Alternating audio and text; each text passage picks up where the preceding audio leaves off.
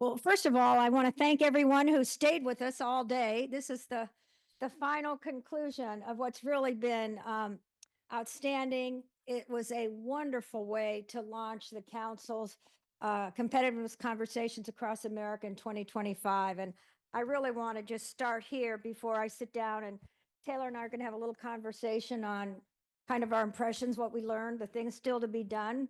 We heard some of those in the last great panel, but I want to thank everybody who made this possible. And I just want to say, really, for your benefit, Taylor, and your teams, each one of these conversations has its own innovation style. And this one was unique too. Um, we really, from the council perspective, we love the way you and your leadership team, Rod, where's Rod? You did a great job corralling everybody, all the different expertise, really. And I'm going to mention everybody by name, but you all truly took ownership of your conversation, not only the theme of Forging the Future, but how you put it together, how you identified and brought the talent. So thank you for that. And of course, last night we had a superb keynote speaker with the judge that I mentioned this morning. And I think from the perspective of the council, we saw here, all through the day, this real-time living culture of communication, cooperation, collaboration.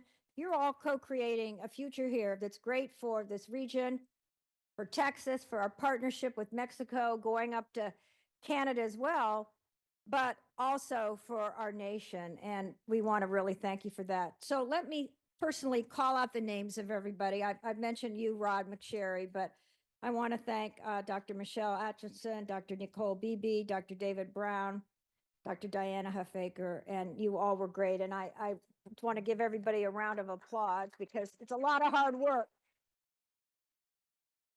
And I, of course, want to thank the council's team, led by our Executive Vice President and Chief Operating Officer, Chad Evans. I hope you had a chance to meet Chad, our Vice President, Mike Nelson, who came in and out. He has a newborn baby at home. He's going to rush out tonight to get back. Thank you, Mike. And our research associate, Casey Hoffman. Thank you so much as well. So I'm going to sit down, Taylor, and we'll have a discussion of our impressions. And I think start with you, and then you can put me on the hot spot. All right. So I'm going to come and join you here. Come on over. And then we have a little surprise for you. So don't rush off. We have a promise nice not to. surprise. I wish I'd done it in the morning, but I'm going to do it now. Come on over, Deborah. You know, I think there are two parts to my observation that I want to share. One is hearing everything today and realizing the opportunity that we are in the midst of right now here in San Antonio and Texas. There's so much opportunity to take advantage of, to do something big and bold around this convergence of collaboration, of partnership, of really of this notion of growing this enterprise that's really founded in government, university, and industry. That the sky's the limit for us. The space is the limit for us. Our focus here in the grand strategy of great power competitions, the relationship that we have with Mexico is going to be so foundational going forward, because this construct of North America is really powerful as we think about the future. So we have so many levers to pull that are there to be pulled to do big things. And I'm realizing I have to pay more attention to this than I have. So it's a pleasant, a wonderful problem or opportunity to have. And I'm a huge, as a former chief research officer at 3 institutions and someone who believes deeply in the innovation ecosystem of what we have here in the United States, we're at an inflection point that we have to pay attention to. And it's going to take regional innovation ecosystems like what we have here, or what's in Boston, or what's in Research Triangle Park, or pick your place. We're going to need each of these innovation ecosystems to thrive. And I just know that we have something really big and bold here. It's actually bigger than San Antonio. It's bigger than Austin and San Antonio. It's bigger than Monterey, San Antonio, and Austin. We have this part of the world is the solution to so many things. And so I'm excited about the opportunity here. And I'm delighted that you've all been here. And I just want all of you to come together with us to think big and go big. So in the true Texas tradition. Well, Taylor, you said something very important when you talked about, and we're seeing it, and we're learning it here from the council, thinking big and doing bold things, because I think we all sometimes get trapped into the tyranny of incremental things, of doing I little hate things that. on the edges Yeah. and thinking, well, this is too big, this is not. And I was thinking last night after the dinner, and I'm just going to throw it out here.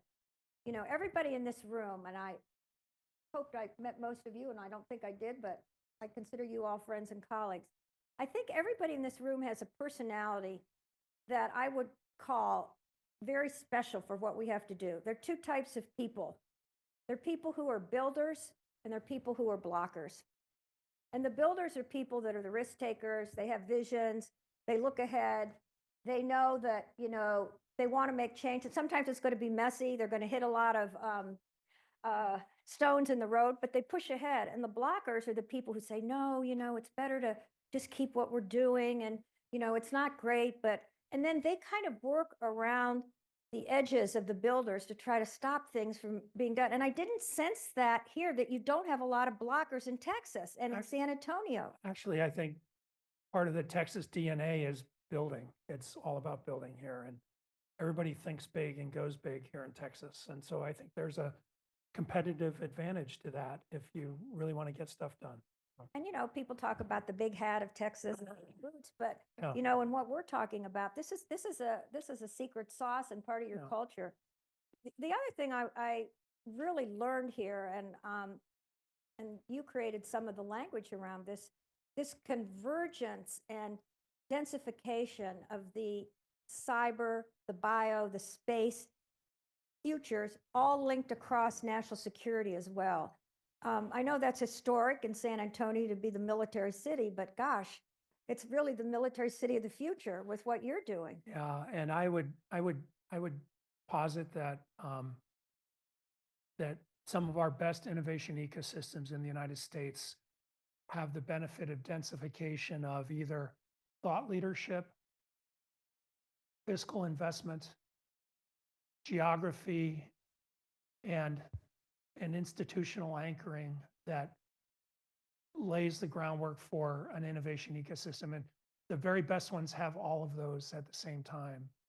So you can have ones that rely on one or two of those levers, but when you have all of them at the same time, you can hit it out of the park. And that's what's unique to things that we have in Texas, and especially here in San Antonio. And Deborah, I want to come back to you. I said this last night at the dinner when I talked about your agency.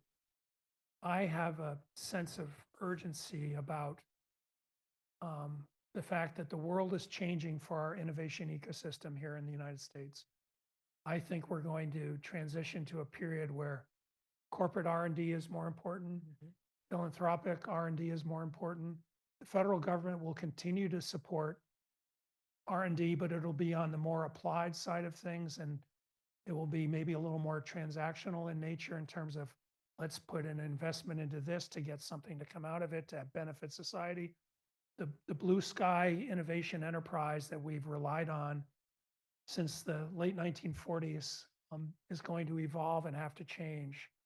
And I do think that the council is going to have to be the principal voice for the United States about articulating the future path for this.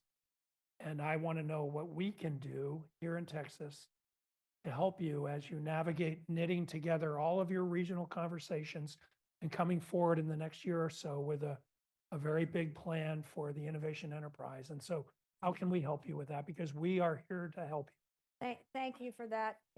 Thank you for that very wise comment. And you have really given a insight into what's happening in the future in the country's transition. The role of the private sector. We've heard a lot about the public-private partnerships and knitting those together, and I think they will continue to be very, very important. particularly in national security, but that bleeds over into the economic. All of these capabilities are dual use. And that's why they're so strategic. That's why we have to have the cyber protection and all the things, because you can no longer say, oh, well, that's national security. Let them worry about it here. No, it's right at the heart of everything. And the role of the private sector, I think, has to also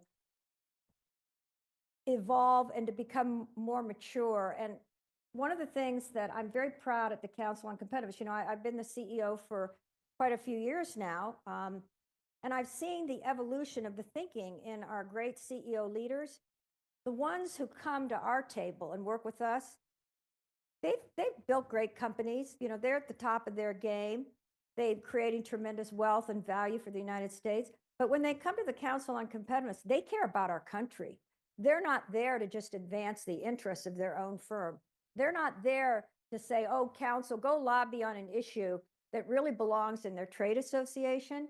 And we need more private sector leaders who now are going to go out and do these things to knit together all the pieces you're talking about. I have the pleasure of serving on the board, the governing board for the National Academies Government, University, Industry, Philanthropy Research Roundtable, which convenes a lot of university and corporate R&D CTOs. It convenes the 17 R&D agency heads for the federal government. It now involves the philanthropic sector.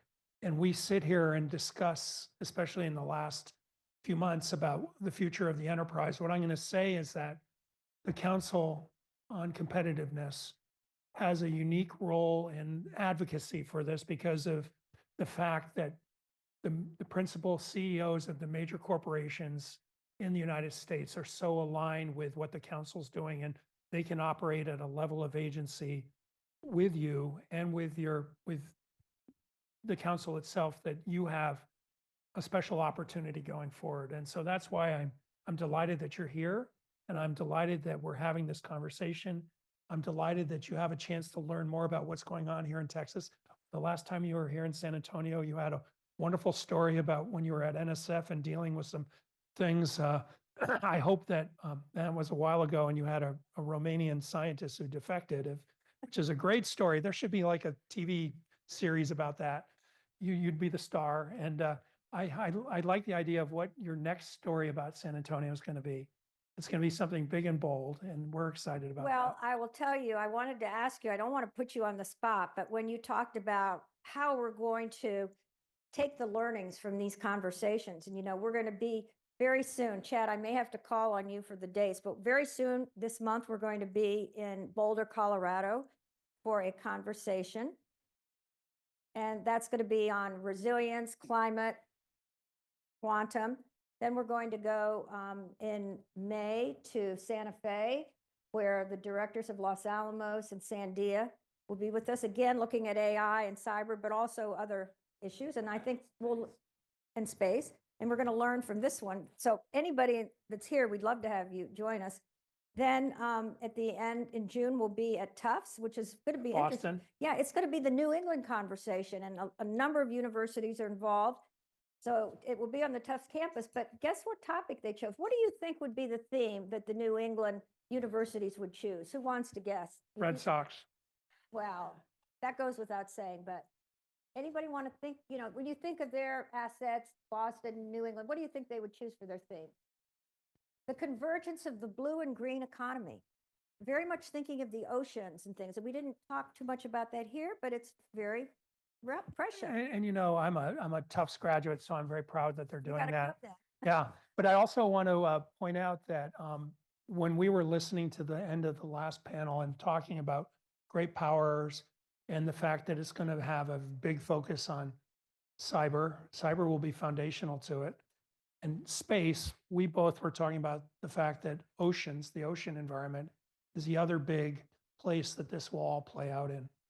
It's because it's all involving ocean commerce and transport of goods through the Panama Canal, wherever they're going to go. But the focus on the oceans, the Arctic, and cyber is going to be a big deal, just like it is for space. So. And our colleague, who I was very pleased to meet, the director of the Southwest Research Institute, Dr. Hamilton, he told me that construct he had from deep sea to deep space, that's all part of the continuum Yeah. here. Yeah. Before we conclude, I have one other theme that came up, and I want to give credit to my colleague, Chad Evans. We were sitting together and he whispered this to me, and I think it's pretty brilliant. We were talking, about the workforce issues around AI and quantum and all of that and cybersecurity. And, AI is going to make coding pretty irrelevant. Quantum, once we get those platforms, will change the cybersecurity. So, what about thinking in your work here of the merger of the AI and quantum in the cyberspace? Because I don't know if we have the understanding of the roadmap of how we're going to deal with that. Well, I keep harping back to this, but that's going to be one of the things that will be worked on right next door in our new college. Okay. Yeah.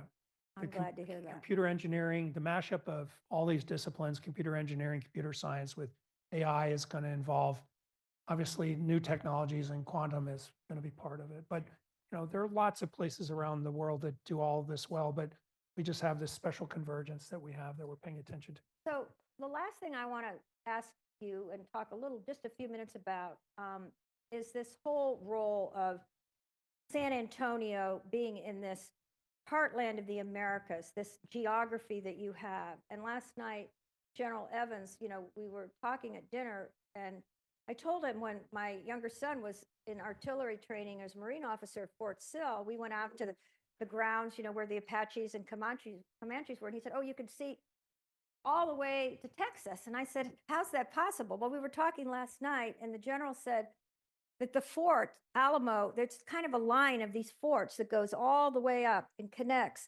to Kansas and everything. And then today we're talking about the role of San Antonio and all the commercial with the interstates and how, so this is a really fascinating convergence again of this economic, national security, and where you're sitting. And so talk a little bit about how important this relationship is with our partners and friends in Mexico. Yeah. Just as a final comment, 'cause And, it's very, very significant. I'll just use this as a wonderful example. The fact that President Garza is here visiting this conference and attending and serving on a panel is part of why he and his colleagues are here today. We're also doing a signing ceremony in a little bit about a second major program we have that's joined. And then we're going to have some conversations a little bit later today about our new merged university and it's coming forward and how that can work. The relationship that we have with Tec de Monterrey is very powerful and growing, and it's emblematic of what we're thinking about. And what we're thinking about is long-term in nature, and it's really about the innovation ecosystem that we have in Monterrey and San Antonio and here in other parts of Texas like Austin and Houston. And we want to start to create these strategic relationships that align, because separate from the current issues around border, the umbilical cord between the border states here in the United States and Mexico is profound, especially if you California, Arizona, and Texas. If you look at all three of them, Mexico is important, but those are the three major ones. But which is the economy that's most vibrant between the US and Mexico? It's Texas. And so what do we do to take advantage of our common desires to innovate, to create an educated community, to create a workforce that's meaningful, to bring economy here to this part of the world? In the grand scheme of things, with this great power stuff that's going on, at the end of the day, I'm just going to have to be very frank here. What's going on is that China is a juggernaut beyond measure. And the sooner that we organize here in North America to prepare for that, the better off we'll be. And the relationship between Mexico and Texas, Mexico and the United States is foundational to this construct of this North American zone of knowledge, this North American economy, this North American focus. And so it's absolutely essential that we continue to engage Mexico and our colleagues there. Thank you. And I said to You knew that, though. Yes, but I like hearing it again and before all of us here. And certainly when we do our strategic report, from this conversation, and I hope you'll invite us back in 5 years to see the progress, on the way to 2036, that we'll talk about these. But in the context of being big and bold, I had some side conversations with our Mexican colleagues, and on the tariff issue. And I said to them, including our colleague from Monterey, why don't you all do something big and bold? Why don't you come out and say, let's get rid of all tariffs? Because we have, the Mexico, United States, Canada agreement that grew out of the US-Canada Free Trade Agreement. And You Canada, remember NAFTA was originally signed here in San Antonio originally. yes, Yeah. We were hoping to do a USMCA re-signing here. well, That that's may- something that to may think happen, about. yeah. That's something to Big think and about. bold. Big and bold, but to start calling for the abolition of all tariffs. I hate to say it, but the Canadians love their tariffs on lumber. I've known that for years and years. And similarly in Europe, let's say to our European friends, why don't we all have a call for no tariffs? Get rid of tariffs. That changes the narrative. It changes everything. So that's a thought I wanted to Yeah. leave with because I was thinking about it a lot today when that discussion came up. Yeah. But on a final note, if we come back in 5 years, and before then, you're going to be one of our hosts that will meet in Washington to work with us to come up with what is the real national ingredients for Yes. the innovation. What do you think we'll see in 5 years? Well, We have to tell everybody here, you got to watch Taylor because other universities are going to try to come and steal him away. So you've got to. I was going to make a joke about a national championship in football. But no, in all seriousness, I'm going to hearken back to what I think is most important here. And it has to do with, I'm going to go in a way you're not expecting. What some of our panelists talked about today and what AJ was talking about around addressing our digital divide here in town, our educational divide here in town. South Texas is on fire in a good way about population growth and economic opportunity and really equity around opportunity. But if we proceed with this notion of this grand strategy of around this government university industry and philanthropy nexus here in San Antonio around all these things we have, I also want it to be because we have less kids in foster care. And we have kids who are getting their degrees and getting into the workforce, staying here in Texas, working for Space Command or working for Southwest Research Institute. And we're going to be a much bigger and really impactful university. But I want to make sure that we bring this part of the world up as we go forward. Well, Taylor, if you would bear with me one moment, I would be delighted. I want to go to the podium and then ask you to I'll come join up. you. All right. Okay. It's a deal. Oops. So we have a tradition at the Council on Competitiveness to bestow upon national leaders our National Competitiveness Award. And it's really our great pleasure to give this award to President Taylor Amy for his vision and his leadership as the president of University San Antonio. And we think that you have done an incredible job. I think most everyone in this room knows about your history. You are a tremendous scholar, a scientist. You had leadership positions in New England, Tennessee. You've come here and you have been an agent of change and transformation. And now, bringing the university up to a first-tier research institution, the merger with the health sciences, your partnerships with national security, really exemplify what a university president leader should be doing for the next generation, but what you're doing for your community and your region. So it's our great honor to bestow this award to you. I wish in hindsight, I had given it to you this morning, right after we opened, but because I wanted everybody to witness this because you're a tremendous leader. But I'm presenting this to you. Thank you, Deborah. And I have to tell you what this is in front of everybody. This is made in the United States. It's a ship captain's clock. And so we're navigating into the unforeseen future. We don't know what's over the horizon, but we know with you as one of the captains of the ship, we'll get there. Thank you, Deborah. And I think you know this too. Deborah has a deep connection to the U.S. Navy and the Naval Academy from a family history perspective. Her two sons went to the academy, and she and I have this connection to salt water that kind of relates to why I made a Red Sox comment a few minutes ago. But the fact that it's a ship's clock means an immense amount to me because navigating waters, whether they're calm or rough, involves you're being on a trajectory and you're going someplace and you're optimizing your journey as you go forward. You're a sailor especially. So I have a sense of what this is and it means immense amount to me. And it's a real honor. And I just have to say, I'm going to give this right back to you that the agency and the influence that you have is profound and we need you and we appreciate you. And we're so glad that you came to San Antonio to do this with us with your wonderful team. So Thank you. thank you so much.